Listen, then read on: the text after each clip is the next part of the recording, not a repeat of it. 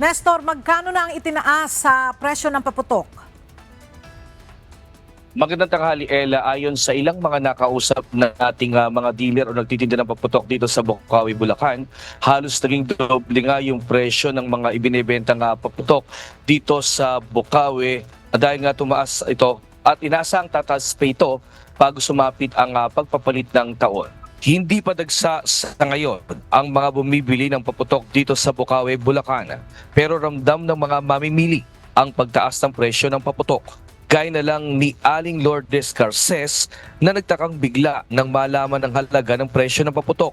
Gaya ng sawa na 1,000 rounds na dating 650 pesos, ngayon ay nasa 1,000 pesos na. Kasi medyo tumaas-taas nga siya eh. Kailangan ko nga i-budget yung aking para ma-avail ko lahat yung tinitipid-tipid ko para kumasya. Kaya kung tumaas siya, nasa atin na yung pagtitipid or pagbabudget. Hindi lang sawa, kabilang din sa nagtaas sa presyo ang luces, ang isang peraso na dating 2 pesos and 50 centavos, ngayon ay 5 pesos na at ang quitis na dating 6 pesos per peraso, ngayon ay 9 to 10 pesos na.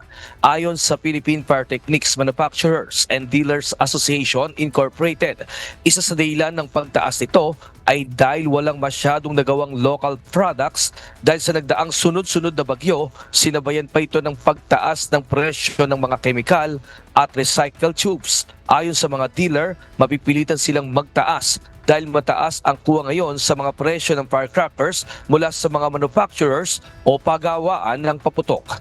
Yung mga local items po tulad ng mga quitis, yung mga 3-star, mga sawa, pati lucis nga po medyo tumataas na konti-konti eh. Pero ang malaking tinaas po, quitis po tsaka yung mga sawa. Mas konti po ang supply ngayon eh, dahil po din sa weather. Wala rin po kami magawa pag kulang eh, kaya tumataas po ang price. Kasi konti po ang supply, mataas pa rin po ang demand. Sa kabila ng pagtaas ng presyo ng paputok, umaasa naman ang mga mamimili na ligtas gamitin ang binibili nilang paputok, lalo na ngayon at maraming mga paputok na illegal na inaasahang magbebenta ngayong nalalapit na holiday season. At yan muna ang ating latest live mula dito sa Bulacan. Balik sa iyo, Ella. Nestor, sa ibig sabihin nito, dahil nagtaas sila ng presyo ay tumataas ang presyo ng mga paputok, ay marami na rin bumibili ng paputok o matumal pa rin ba? May mga mangilan-ngilan na mga bumibili na sa mga ilang mga tindahan ng paputok. Nasa 16 mga tindahan ng paputok kasi dito sa Bocaue. Pero hindi pa ganun karami o sa inaasahan nila yan na sa mga buwan ng December 26 ay tuloy-tuloy na yung pagpili ng mga mamimili ng paputok dito sa Bocaue, Bulacan. Alright, maraming salamat, Nestor Torres.